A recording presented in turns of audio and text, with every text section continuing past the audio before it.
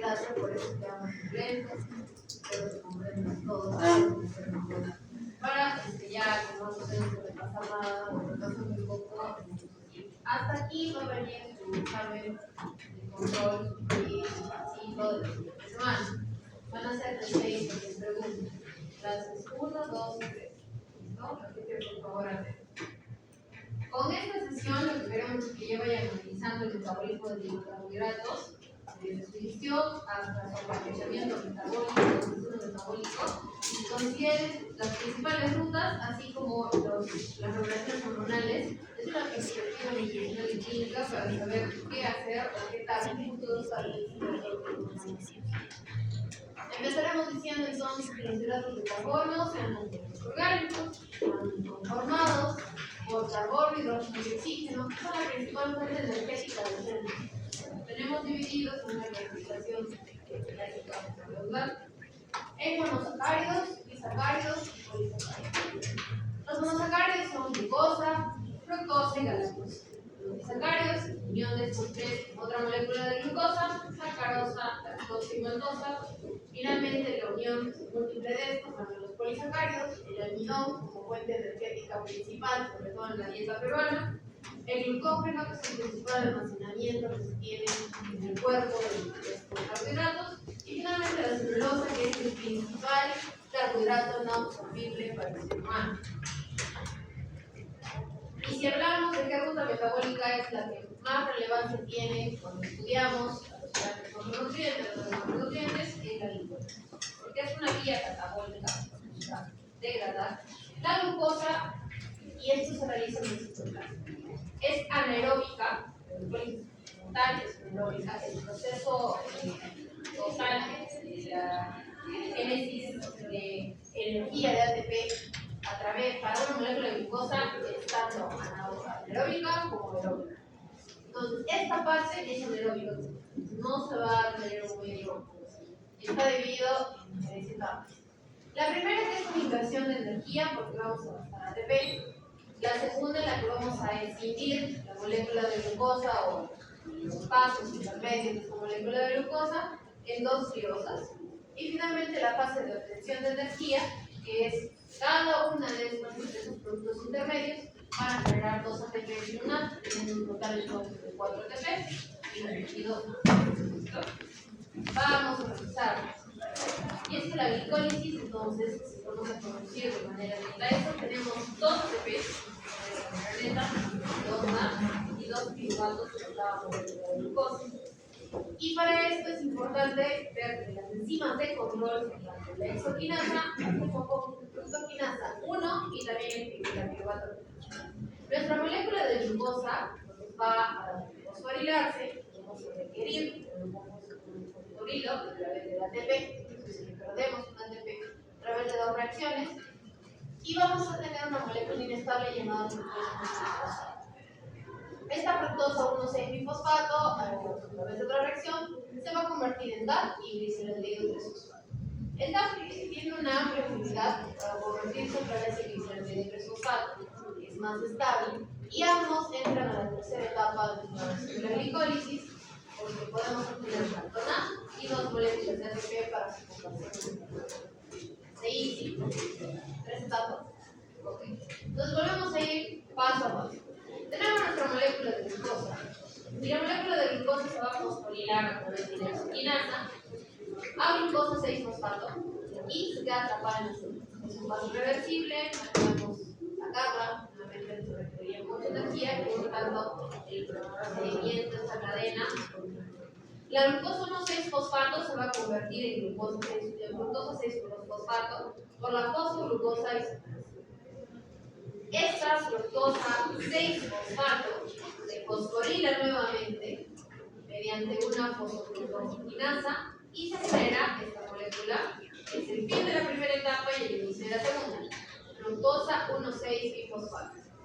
La fructosa 1,6-bifosfato a través de una aldolasa se puede convertir tanto en dihidroacetona fosfato, también conocido como DAP, y el gliceraldehído 3-fosfato. Este DAP o este dihidroacetona-fosfato tiene una amplia afinidad, hay muchos fosfatos tolerables en el medio para que se puedan convertir fácilmente en gliceraldehído 3-fosfato. Así entonces, en la primera etapa tenemos la conversión de glucosa a glucosa 1,6-fosfato y en la segunda etapa esta glucosa 1,6-fosfato se va a convertir en 2 moléculas de gliceraldehído 3-fosfato. Hasta ahí hemos superado la pérdida de energía y la conversión de esta molécula en 2 gliceraldehídos 3-fosfato. Cada uno de estos gliceraldehídos 3-fosfatos, entonces en la tercera etapa, se va tanto oxidar y fosforilar, formando así el gliceraldehído, el 1,3-bifosfoglicerato y también produce una molécula de nitrógeno. Todos estos productos intermedios, como ya hemos visto en la primera clase, también tienen un valor importante y también pueden producir energía. Por eso es que siempre lo tomas importante. No los vamos a crear, soltar, ordenar, ¿no? Este 1,3-bifosfoglicerato, a través de una fosfoglicerato grasa, pierde entonces un grupo fosfato que está manejando en su cadena, lo cede al ADP y por eso ganamos, teniendo 3-fosfoglicerado. Este 3-fosfoglicerado muta, cambia de posición el carbono entre el grupo fosfato y entonces tenemos 2-fosfoglicerado. Este 2-fosfoglicerado a través de una enolasa pierde agua y tenemos el fosfo-enol piruvato. Lo único que quedaría restante entonces es que siga perdiendo este fosfato, fosforilo, para proceder a hacer hidrógeno. Allí obtenemos la segunda molécula de ATP. Si contamos entonces, tenemos una molécula de ATP, segunda molécula de ATP y tenemos resonancia por cada gliceraldehído. Quiere decir, 2 gliceraldehídos tenemos 4 ATPs, 2. Pero como dice el año que siempre paga sus deudas, es importante pagar estos 2 ATPs que se emplearon para convertir a la glucosa en fructosa 1,6-fosfato, teniendo entonces una ganancia neta de 2 ATPs y 2. ¿Comprendido entonces? Son 3 partes para generar energía a partir de la glicólisis, una escasa cantidad de energía e ir preparando la molécula de glucosa para que se pueda, por así decirlo, sacar todo el jugo. De este piruvato resultante, de cada piruvato resultante, entonces nosotros vamos a ver que se requiere un proceso de oxidación en acetilcolina. Ahí nuevamente ganamos otra molécula de NAD, perdemos este metabólito que es CO2, de la CO2, pero también es un punto de variante. Así el piruvato, que podría convertirse fácilmente, entrar a alguna vía anaeróbica, como la del ácido láctico, para poder generar energía en medios anaerobios, entra, si se convierte en acetilcoenzima A, es un punto de no retorno a la vía hidrógena. ¿Ya? ¿Le resulta más ser acetilcoenzima A? Por supuesto que sí, porque le da más energía. Entonces, ¿cómo se convierte este piruvato? Primero va a eliminar el grupo carboxilo del piruvato, va a liberarlo a manera de dióxido de carbono y posteriormente realiza una reacción de oxidación donde este NAD oxida y se vuelve NAD. Se reduce, perdón, y se vuelve NAD. ¿Listo? Con ello ya tenemos nuestra molécula de coenzima A, pero antes de eso el grupo acetilo se transfiere a una coenzima A y así resultante una acetil. ¿Listo? Entonces, llegados a este punto, estamos listos para introducir nuestro efectos. Y como yo sé que ustedes lo saben, obviamente de hecho, porque todos ustedes han tenido que comprar requisitos para poder estar en el área de clínicas, no se lo quieren hacer. Lo único que yo necesito que ustedes sepan es el valor energético del ciclo de Krebs para poder calcular cualquier tanta ganancia o que tanto nos conviene usar una molécula de glucosa. Ahora que hemos repasado la glicólisis, o sea, que están enseñando los sé que ustedes lo saben bien. La glicólisis tiene estas 3 etapas. El gas de la glicólisis con una pérdida de 2 ATPs, la fosforilación a nivel del sustrato, que genera en la tercera etapa genera 2 ATPs cada uno, y posteriormente la lanzadera de gliceraldehído tenemos estos gases. ¿No? Entonces ganamos también 4 ATPs. ¿Okay? En esta primera etapa nosotros ya estamos ganando 6 ATPs, 8 en total, pero tenemos que pagar esos 2 ATPs. ¿Correcto? Cuando el piruvato se oxida para hacer acetilcoenzima A, también gana energía a través del NAD. ¿Correcto? También tenemos una ganancia. Y finalmente en el ciclo de Krebs, cuando todos estos sustratos se van a fosforilar, ganamos. Tenemos acá una ganancia de grupo fosfato, por el cual el GDP se convierte en GDP.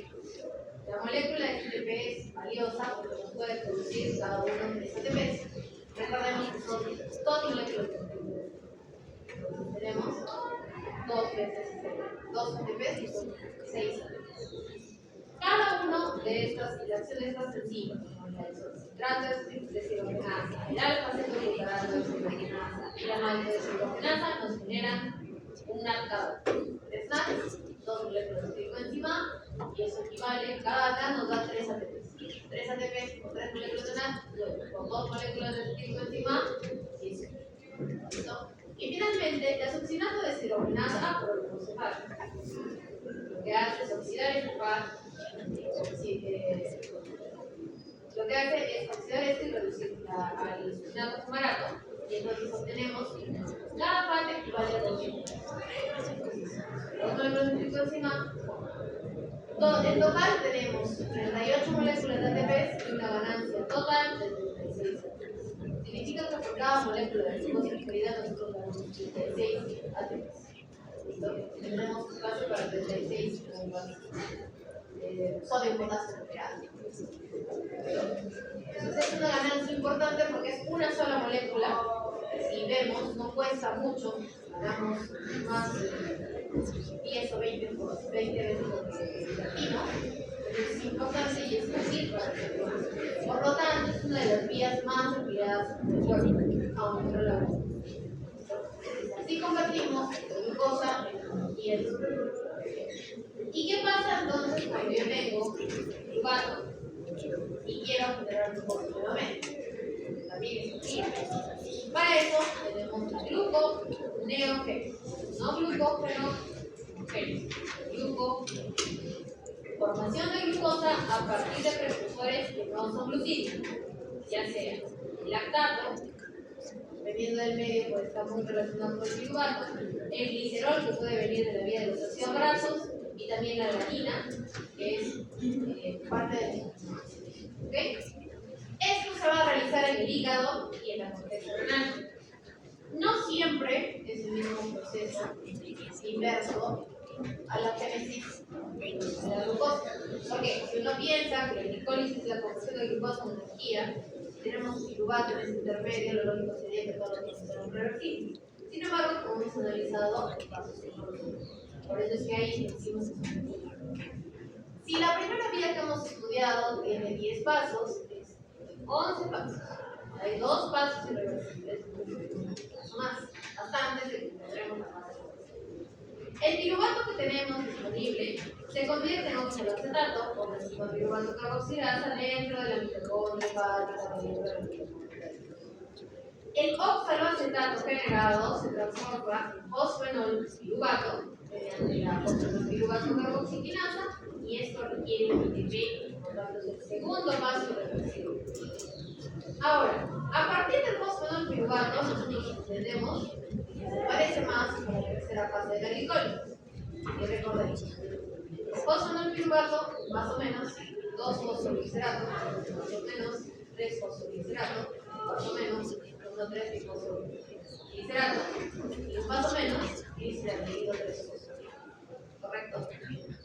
Después de nuestros 2 primeros pasos, encontramos que la ruta metabólica es este G3P, entonces, que se le dio 3 fosfatos, se va a convertir en glucosa 1,6 fosfato tras el paso por los intermediarios reversibles. Y esta dihidroacetonas-fosfato de 3P se van a unir a aminoácidos para formar una glucosa 1,2. La fructosa 1,6 fosfato entonces se va a desfosforilar, ahí generamos energía, un paso irreversible, en fructosa 1,6 por la fructosa 1,6 fosfatasa, y además de dar energía, usa agua. ¿Listo? La fructosa 1,6 fosfato se va a isomerizar en glucosa 6 fosfato para para poder luego ser desfosforilada a glucosa libre mediante la glucosa 6-fosfatasa y el retículo. Es muy relevante encontrar a la glucosa 6-fosfato tanto en la gluconeogénesis como en la glicólisis, porque veremos que también contribuye a que otros compuestos de carbohidratos se conviertan o ingresen a la vida terrestre. ¿Listo? Entonces, así como hay gluconeogénesis, hay glucogenogénesis. Por favor, el año pasado me parecía increíble que el 80% de mis alumnos se equivocaban en la pregunta que les coloqué. Entonces les he puesto el cuadrito. ¿Ya? Entendemos entonces que si la primera es la conversión de piruvato a glucosa, esta es la síntesis de glucógeno a partir de la glucosa. Se da en el citoplasma transferido en el músculo, inicia con glucosa 6-fosfato y termina en el glucógeno ramificado que se listo para almacenar. Está estimulada por la insulina en este estado postprandial y busca almacenar la glucosa como reserva de la integridad, este 1% que comentábamos en la anterior. En tanto, la glucogenólisis es la degradación de lo que hemos creado, el glucógeno, para poder cocinar la glucosa libre. Esto, entonces empezamos con el glucógeno y obtenemos tanto glucosa 1-fosfato, ¿no? Glucosa 6-fosfato y también glucosa. Está estimulada entonces por hormonas de ayuno como el glucagón y la adrenalina, y su objetivo es liberar la glucosa para mantener la glicemia y también para generar ATP en diferentes estados, como veremos más adelante. Entonces, tenemos glicólisis, gluconeogénesis, glucogenogénesis y glucogenólisis. ¿Correcto? De verdad, parece chiste, pero es una la pregunta regalo que hace cada profesor, ¿no? Tipo de, sí, esto de acá quiero que todo el mundo tenga por lo menos un basal en eso. Se equivocaron en esta pregunta,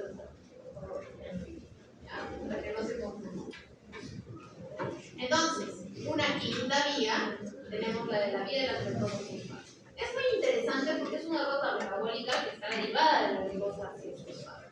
Y lo que buscamos es, como su nombre lo dice, las pentosas, los carbohidratos y los carbonos puedan llegar a entrar a esta vía energéticamente evaluable, como es la glicólisis o como es la glucosa.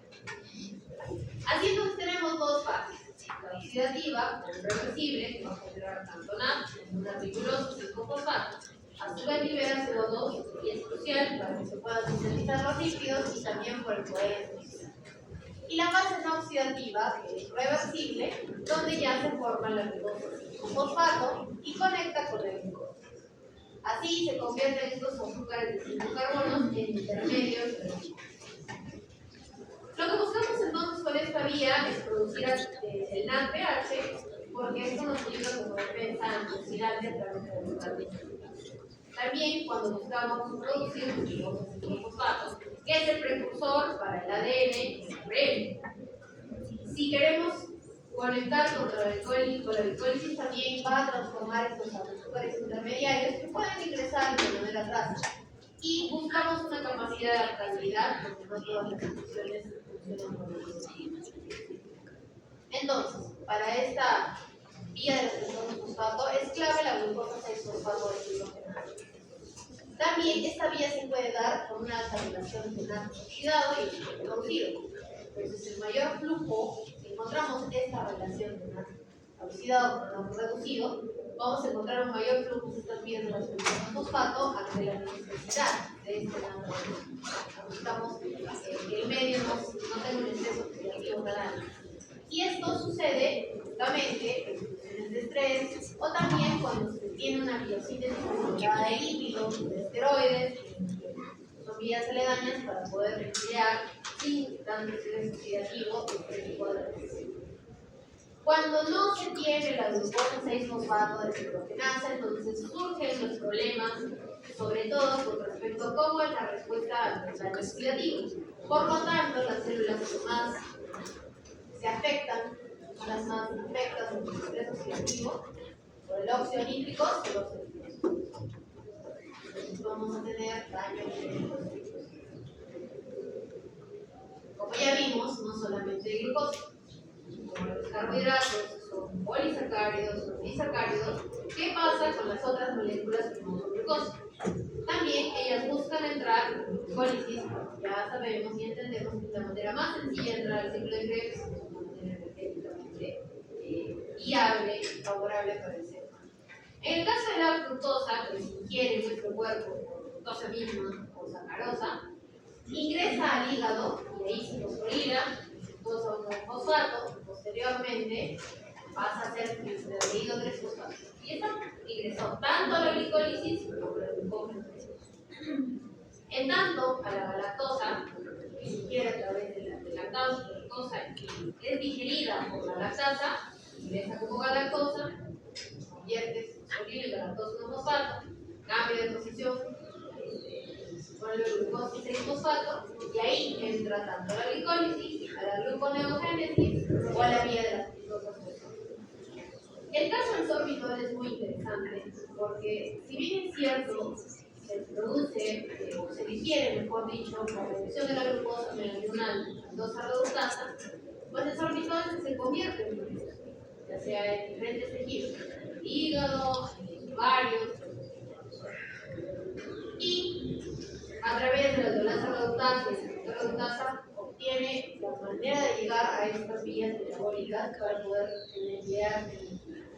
Lo que pasa es que como tiene tanta potencia y se consume con tanta frecuencia, ingresa directamente al hígado, ovarios, tiroides, pilares y puede acumularse de manera osmótica en los niveles de retinopatía, generando retinopatía, hipertensión, pueden generar neuropatías, sobre todo en los pacientes con infecciones crónicas. El caso más relevante, pacientes con diabetes.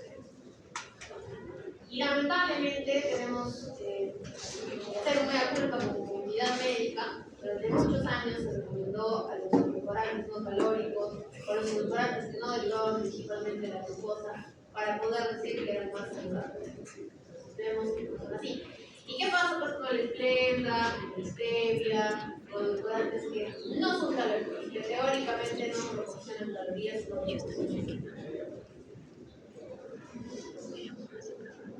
Sí, bien, primo. ¿Quién ha visto las botellitas de Splenda? Los frasquitos de stevia. Seguro que están en la casa de alguna tía, de alguna abuelita. Ahí me dice, no, un frasco. Me dice, no, pero no tiene calorías, no. A mí la torrina me dice, bueno, lo que pasa con los edulcorantes no calóricos es que al ser entre 30 y 300 veces más potente el dulzor que una glucosa y una sacarosa, principalmente actúan por dos rutas. Igualmente activan, no activan, al contrario, desensibilizan a la insulina para la captación de los estados postprandiales. Y ya se ha revisado que a la larga la tendencia es la misma, generar resistencia a la insulina por exceso. Y también el otro componente, como se conversó en el video de la asistencia virtual, tenemos un eje intestino-cerebro. Nosotros no solamente tenemos hambre por una programación circadiana, sino que cuando pasan por ese pasadillo ahí saliendo de la universidad, consumen salchipapa, consumen papayique y el más, que es pura más fina, agarra y dice, oh, voy a tomar un Gatorade. Entonces, igualmente tenemos ese deseo porque se activa a través de los colemas. El hambre inicia por consumición hedónica, por pensar en comida. Se ha demostrado que si yo les dejo a 10 minutos un plato así, incluso algunos van a empezar a sentir el olor. Es importante que nosotros consideremos eso en el paciente diabético. Cuando su sensación hedónica y su percepción al dulce varía, el nivel de tolerancia aumenta. Entonces, está tan habituado a tomar el edulcorante no calórico que su gusto al dulce va a aumentar. No se va a sentir satisfecho con una cantidad de azúcar normal. Si retorna el azúcar, entonces cada vez va a requerir cantidades más grandes de azúcar. Entonces, por donde sea que lo miren, no es una alternativa. Y si algo se puede llevar el día de hoy es que tienen que ir a las casas de sus abuelitos, sus tías, sus tíos, sus papás, todo lo que sea, y votar por ustedes. Lo mejor es cambiar el estilo de vida. Moderarse el estilo de vida. Aparte que el stevia sabe así. La metaza de la glucosa entonces busca que todos estos carbohidratos carbohidratos que a la larga van a ir a glucosa, un 6-fosfato, van a ir a la vía de las 6-fosfato, o van a buscar ser debido a 3-fosfato, pues tienen que guardar una relación con un flujo estable, establecido que esté entre 70 y 100, digamos, idealmente hasta 110. ¿Por qué es importante a nivel de la microvasculatura? Las microvasculaturas presenten el nervioso central, los hitos también que circulan por el cuerpo. ¿Cómo obtenemos entonces nuestra glucosa? Entendemos que lo debemos a través de la absorción intestinal postprandial, también a través de nuestras reservas obtenemos glucosa y de manera más reducida podemos generar glucosa tanto en el hígado como a través de todas las vías de fosfato, ¿en qué estados entonces nosotros debemos fijarnos de cómo se obtiene la glucosa? Al recibir la comida, o sea, el estado postprandial, la glicemia se va a elevar de manera significativa. Por lo tanto, hay una respuesta pancreática por señalización a través de las fases de la secreción de insulina y la célula beta. Esto favorece no solo la captación de la glucosa a nivel del músculo esquelético y el tejido adiposo por los 4, sino que también favorece la síntesis de glucosa, ¿no? O sea, el almacenaje de esta glucosa excedente, la lipogénesis, el almacenaje de los grasas excedentes y la producción de proteínas. Recuerden que tenemos aminoácidos esenciales y aminoácidos esenciales. Estos se conforman, hacen su configuración terciaria y cuaternaria y obtenemos proteínas. Entonces es importante que nosotros tengamos insulina para también poder producir proteínas. Hay una relación y estudios interesantes que hablan sobre el nivel de sarcopenia relacionado con el nivel de triglicerídos mal controlado. Y esto, en relación con la insulina, provoca la producción de proteínas. Su principal almacenaje se da en el músculo esquelético.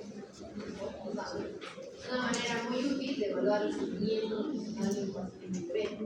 Se ve que está cumpliendo realmente su objetivo de la biología.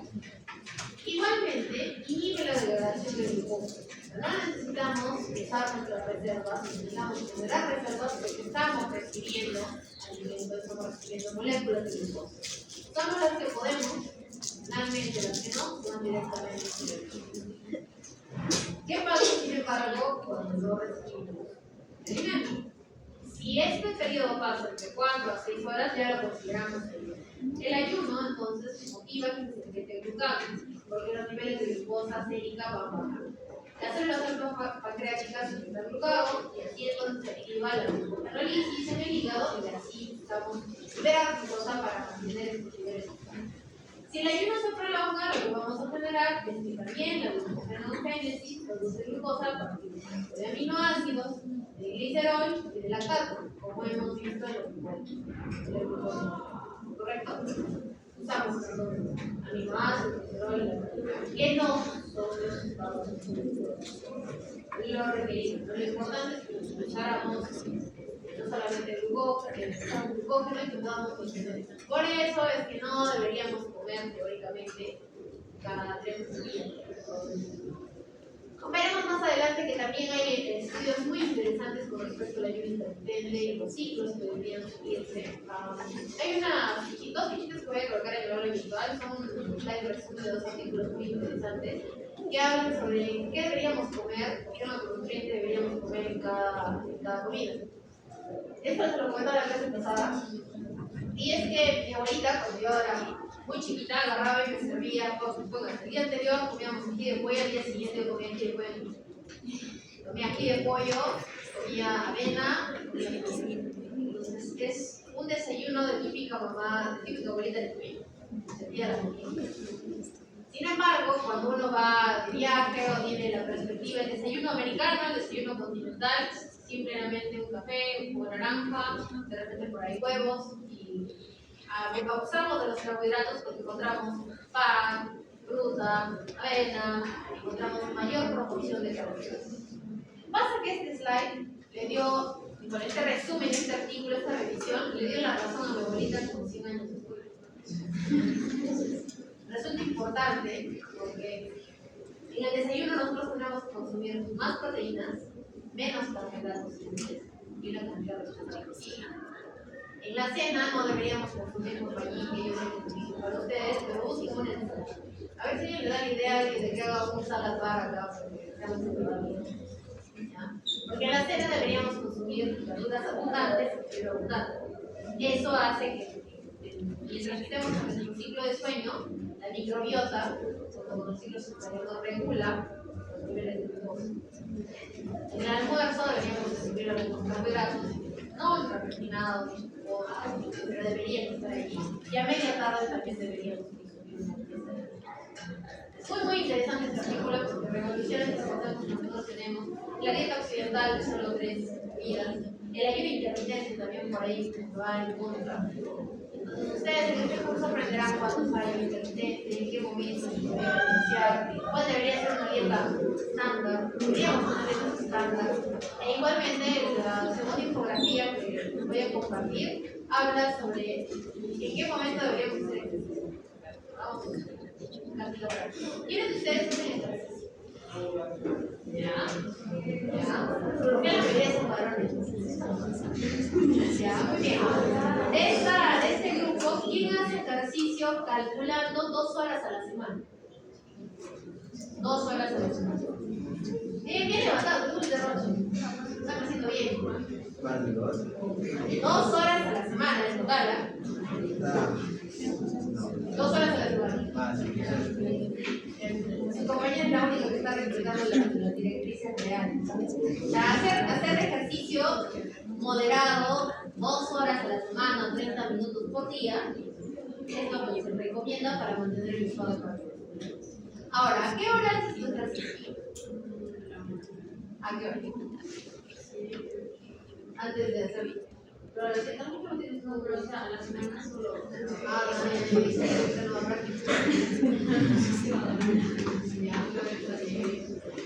O sea, sábados nada más, de 8 a 10. Te sondeas. Muy bien.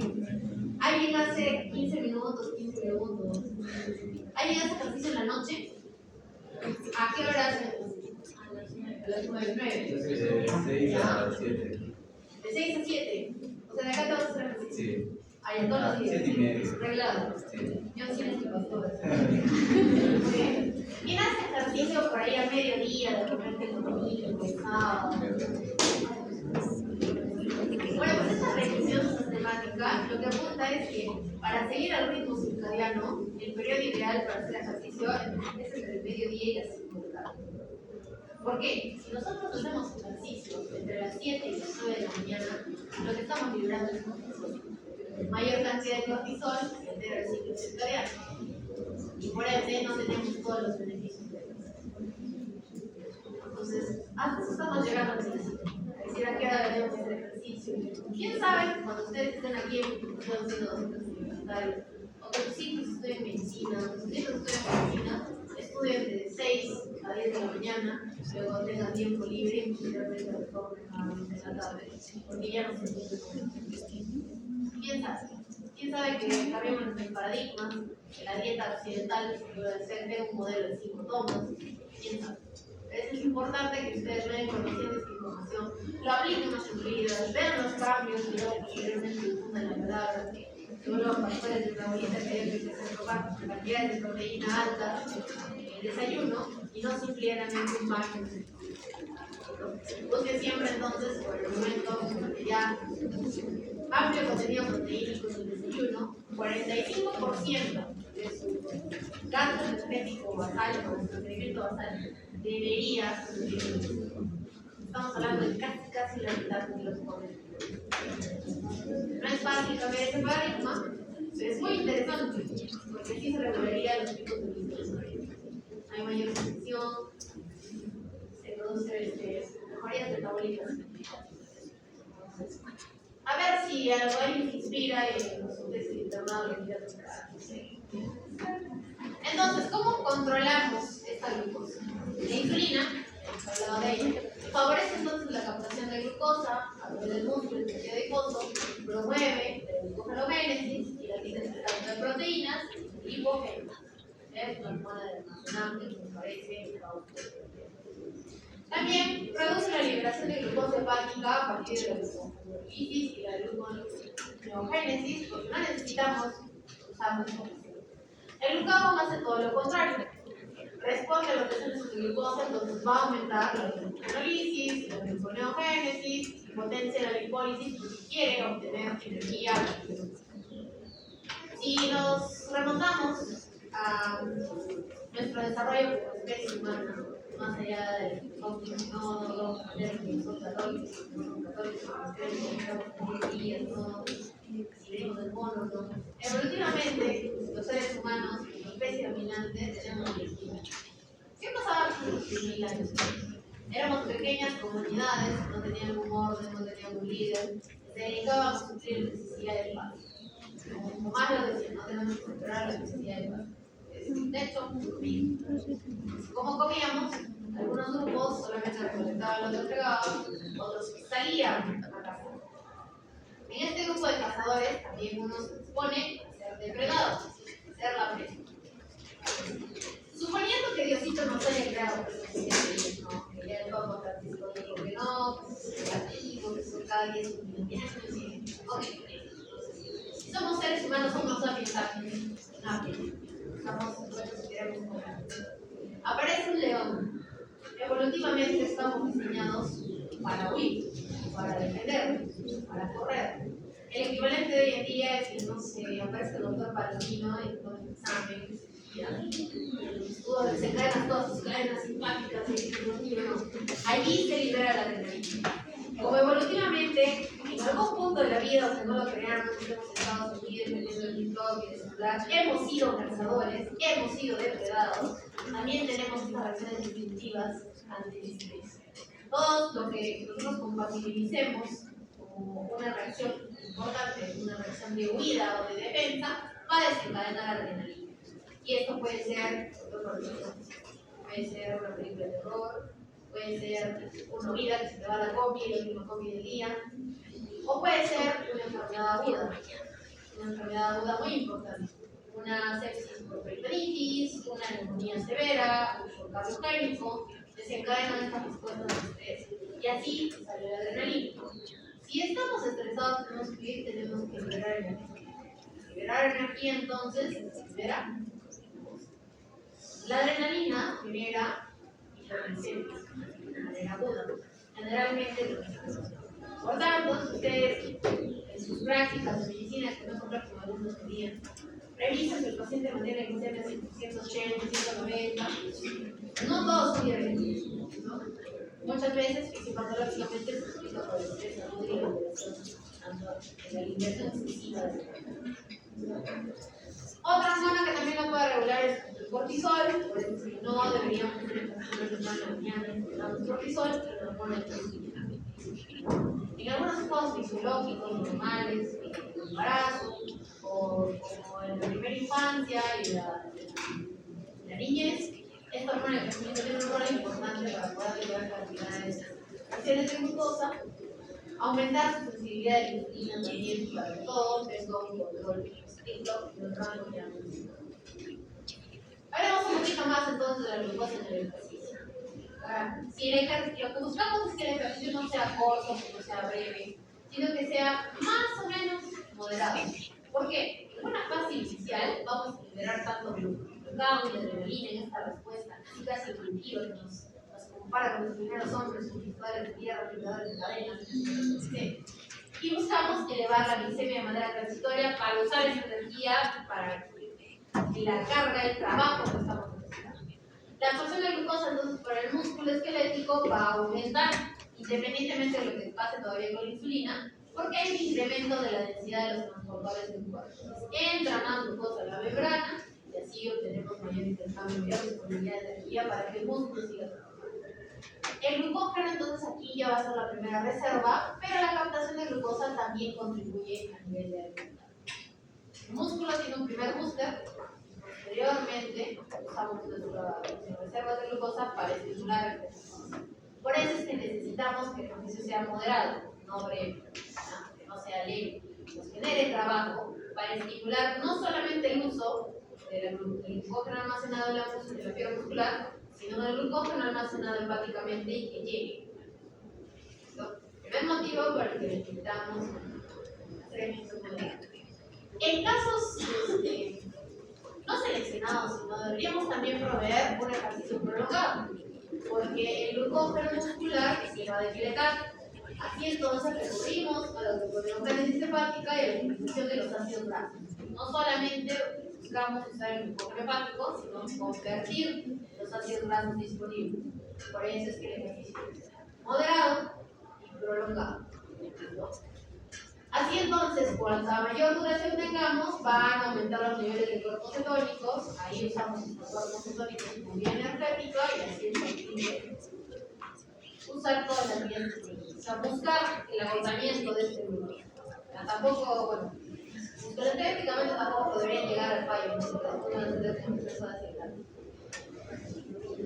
Entonces, cuando tenemos un estado alterado, crónico de la glucosa, estamos configurando el diagnóstico de diabetes. Aquí, entonces, la hiperglicemia es mantenida y genera un daño vascular y complicaciones que son tanto a nivel de la macrovasculatura, porque es la principal causa de la aterosclerosis, de la enfermedad coronaria, y también a nivel microvascular, no necesariamente se detecta a tiempo, como retinopatía, nefropatía y neuropatía. Así como yo sé que ustedes son muy preocupados, ya se han leído de cabo a rabo la guía de 2026 y ya saben que es importante entonces en su primera consulta el diagnóstico de su paciente diabético, realizar una consulta al oftalmólogo, al neurólogo y al nefrólogo. ¿Vale? Está clarísimo. Repetirla cada 2 semanas. Muy bien, está leído. Bueno, entonces, metabólicamente, si lo clasificamos de manera habitual, tipo 1 y 2, en la 1 no se trata. El déficit de insulina va a conducir a que sí, hay un aumento de glucosa genética importante en hiperglicemia, pero no se emplea. Entonces va a generar hipólisis excesiva y también estados de citocidosis. Clínicamente es mucho más evidenciable un paciente de la citocidosis y un paciente con diabetes tipo 1. En cambio, la diabetes mellitus tipo 2, la resistencia a la insulina y la inflamación crónica se van a asociar al síndrome metabólico. La falta de sensibilidad a la insulina, que sí está presente, funciona bien, está ahí, pero que nadie le hace caso. Algo así como cuando el profesor está acá en la clase y ustedes están. Entonces, clínicamente, si tenemos este estado de hiperglicemia crónica, nosotros tendríamos que buscar terapias terapéuticas en todas las líneas, alterar, buscar el mecanismo fisiopatológico para buscar cómo revertimos este estado de hiperglicemia. La insulina es uno de los tratamientos principales, los análogos de la GLP-1, que por la ley de este año sin obesidad, los SGLT2 también son muy importantes. La metformina, la gran vedette de los 2010, sigue siendo un punto terapéutico importante, pero ya no es un que rápido cambia la medicina, pero cuando yo estaba sentada ahí, todos mis ustedes decían metformina. Y no, así como ahora dicen Ozempic a todo, a mi tiempo era metformina.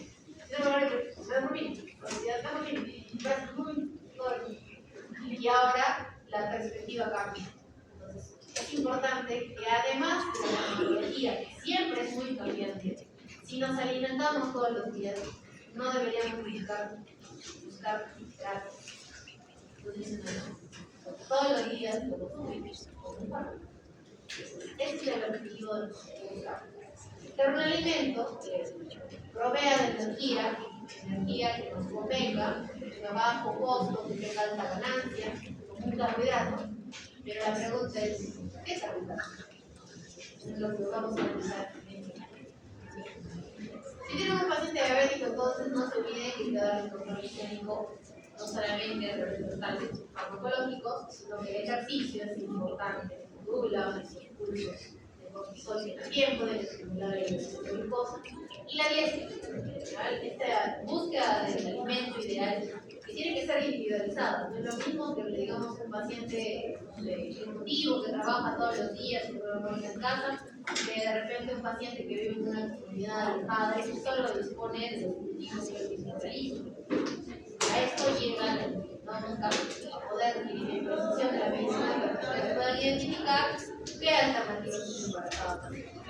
De igual manera, todavía la hemoglobina glicosilada sigue siendo un marcador de control y también es importante que ustedes eduquen a su paciente a la habilidad para que esto le estén consultando los días de WhatsApp y no se lo ¿cómo comer esa manzana?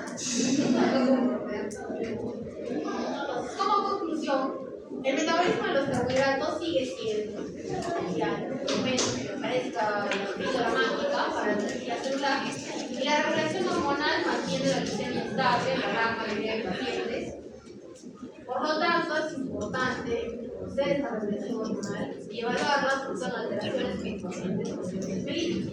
Si ustedes comprenden que metabólicamente todos estos fenómenos que lo recuerdan, si como cualquier epifanía, cada vez que es un paciente diabético, pues vamos a tener intervenciones clínicas y nutricionales. Esto no solamente sigan la recomendación de, no sé, usa los CRP, sí, usa los CRP. El doctor ve si es que los talla toma 4 y son los pacientes. Yo les pido entonces que la siguiente semana hagan el ejercicio de evaluar si realmente ustedes están comiendo de manera adecuada, al menos los carbohidratos. No nos vamos a meter. Si como peruanos, como arequipeños, estamos comiendo adecuadamente. No es una prueba, es una autoevaluación, un estado de conciencia, ya se de la pareja, tiempo de gestión, y vean si realmente estamos alimentando de manera consciente para poder educar a los